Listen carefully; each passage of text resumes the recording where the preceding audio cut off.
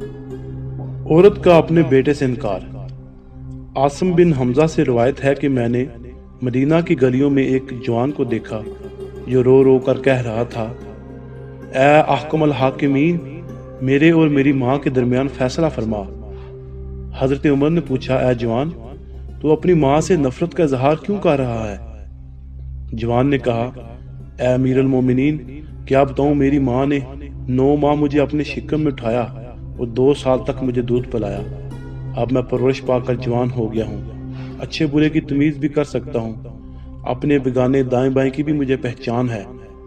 اب میری ماں فرزندی سے انکار کرتی ہے، ایسا لگتا ہے کہ مجھے اس نے دیکھا تک نہیں۔ حضرت عمر نے فرمایا، اب تیری ماں ہے کہاں؟ جوان نے کہا، سقیفہ بنی فلاں میں۔ حضرت عمر نے حکم دیا، اس جوان کی ماں کو میرے سامنے حاضر کیا جائے۔ پولیس نے عورت کو اس کے 4 بھائیوں سمیت حاضر کر دیا اور گواہ بھی حاضر ہو گئے۔ انہوں نے گواہی دی کہ اس عورت کا کوئی بیٹا نہیں ہے، یہ عورت تو پاکیزہ ہے، شوہر اس نے دیکھا تک نہیں ہے، یہ لڑکا جھوٹ بولتا ہے، قابل مذمت ہے، اور عورت کو خاندان میں ذلیل و رسوا کرنا چاہتا ہے۔ حضرت عمر نے جوان کی طرف رخ کرتے ہوئے فرمایا، اے جوان، یہ کیا کہتے ہیں اور تو کیا کہتا ہے؟ جوان نے کہا، واللہ یہ میری ماں ہے، اس نے 9 ماہ مجھے شکم میں اٹھایا ہے اور 2 سال تک دودھ پلایا ہے اور اب میری انکار کرتی ہے۔ حضرت عمر نے عورت کی طرف رخ کرتے ہوئے فرمایا، اے کنیز خدا، یہ جوان کیا کہہ رہا ہے؟ عورت کہنے لگی، اے امیر المومنین، مجھے خدا کی وحدانیت اور محمد صلی اللہ علیہ وآلہ وسلم کی رسالت کی قسم، میں تو اس جوان کو جانتی تک نہیں کہ یہ ہے کون، یہ جھوٹا ہے، مکار ہے، یہ مجھے میرے خاندان میں ذلیل و رسوا کرنا چاہتا ہے۔ میں خاندان قریش کی ایک شریف بیٹی ہوں، میرا تو ابھی تک بیاہ تک نہیں ہوا، ابھی اپنے ہی خاندان میں ہوں، مجھے کسی بشر نے چھوا تک نہیں ہے۔ حضرت عمر نے فرمایا، کیا تو اس بارے میں بھی گواہ رکھتی ہے؟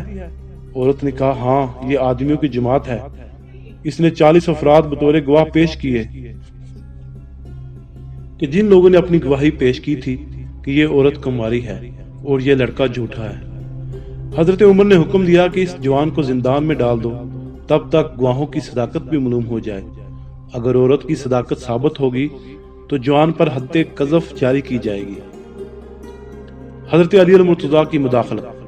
کرندے جوان کے ہاتھ باندھ کر زندان کی طرف جانے لگے تو راستے میں ان کو حضرت علی نے دیکھ لیا۔ جوان فریاد کرنے لگا، یا ابن ام رسول صلی اللہ علیہ وآلہ وسلم، میری فریاد سنیے گا، میں مظلوم جوان ہوں، حضرت عمر نے مجھے زندان قید میں کرنے کا حکم جاری کیا ہے۔ حضرت علی نے سپاہیوں سے کہا کہ اس جوان کو حضرت عمر کے پاس لے چلو۔ جب واپس ہوئے تو حضرت عمر نے فرمایا، کیا میں نے نہیں کہا کہ اسے زندان میں لے جاؤ، پھر واپس کیوں آئے ہو؟ انہوں نے کہا کہ ہم علی بن ابی طالب کے حکم سے واپس ہوئے ہیں، نہ کہ اپنی مرضی سے، اور آپ ہی نے فرمایا ہوا ہے کہ علی کی مخالفت نہ کرو۔ اتنے میں حضرت علی وہاں پہنچے اور فرمایا کہ اس جوان کی ماں کو میرے سامنے حاضر کیا جائے۔ حضرت علی نے اس عورت سے فرمایا، تم اپنے بارے میں کیا کہتی ہو؟ اس نے وہی کلمات دہرائے۔ پھر لڑکے سے پوچھا کہ تو اس بارے میں کیا کہتا ہے؟ اس نے بھی سابقہ بیانات پیش کیے۔ حضرت علی نے حضرت عمر کی طرف رخ کرتے ہوئے فرمایا، کیا آپ اجازت دیں گے کہ میں ان کے درمیان فیصلہ کروں؟ حضرت عمر نے کہا، سبحان اللہ، کیوں نہ اجازت دوں، حالانکہ میں نے رسول اللہ صلی اللہ علیہ وآلہ وسلم سے یہ سنا ہے کہ آپ صلی اللہ علیہ وآلہ وسلم نے فرمایا، تم میں سب سے بڑا قاضی علی بن ابی طالب ہے۔ پھر حضرت علی نے اس عورت سے فرمایا، کیا تیرا کوئی گواہ ہے؟ عورت نے کہا، ہاں، یہ پوری جماعت میری گواہ ہے۔ حضرت علی کا عجیب و غریب فیصلہ۔ 40 افراد نے عورت کی گواہی میں حق میں گواہی دی۔ حضرت علی نے فرمایا، آج میں تمہارے درمیان ایسا فیصلہ کروں گا جس سے خدا اور رسول اللہ صلی اللہ علیہ وآلہ وسلم کی خوشنودی حاصل ہوگی۔ اس وقت حضرت علی نے عورت سے فرمایا، تیرا ولی کون ہے؟ عورت نے کہا، میرے بھائی ہیں۔ حضرت علی نے اس کے بھائیوں سے مخاطب ہو کر فرمایا، کیا تم راضی ہوگے کہ میرا فیصلہ تمہارے اور تمہاری بہن کے حق میں ہو؟ وہ کہنے لگے، جی ہاں، کیوں نہیں۔ علامہ ابن القیم کی روایت کے مطابق حضرت علی نے جوان سے فرمایا، کیا تجھے یہ بات پسند ہے کہ میں تیرا بحیثیت باپ کے ہوں اور حسن و حسین رضی اللہ تعالیٰ عنہ بحیثیت دو بھائیوں کے ہو، تجھے یہ بات پسند ہے کہ میں تیرا بحیثیت باپ کے ہوں؟ نوجوان نے کہا ہاں مجھے قبول ہے۔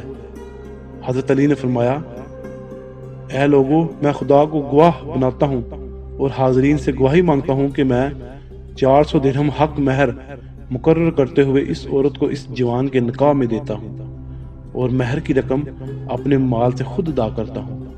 اے کمبر جلدی جاؤ اور درہم لے کر آؤ۔ جناب کمبر نے درہم حاضر کر دیے۔ حضرت علی نے فرمایا درہم اس جوان کے دامن میں ڈال دو۔ آپ نے حکم دیا کہ تو اپنی بیوی کے دامن میں ڈال دے اور اس کا ہاتھ پکڑ کر اپنے گھر لے جا اور اس سے ہم بستری کر اور میرے پاس غسل جنابت کر کے آنا۔ جب عورت نے یہ کلمات سنے تو اچانک فریاد کرنے لگی علمان علمان یا ابن ام رسول صلی اللہ علیہ وآلہ وسلم، میں نہیں چاہتی کہ آگ میں جلوں، خدا کی قسم یہ میرا بیٹا ہے۔ حضرت علی نے فرمایا تو نے پہلے کیوں نہیں اقرار کیا؟ عورت نے کہا کہ یا ابن ام رسول صلی اللہ علیہ وآلہ وسلم، میں قصوروار نہیں ہوں کیونکہ میرا عقد ایک انتہائی نالائق اور کمینے شخص سے کیا گیا اور اس سے یہ لڑکا پیدا ہوا تو میرا شوہر مر گیا۔ جب یہ حد بلوغ کو پہنچا تو میرے بھائیوں اور لوگوں نے مجھ سے کہا کہ اس کی فرزندی کا انکار کر دے، تو میں نے بھائیوں کے خوف کی وجہ سے اس لڑکے سے انکار کر دیا۔ خدا کی قسم یہ میرا بیٹا ہے اور میرا دل اس کے لیے بے چین ہے اور غمزدہ ہے۔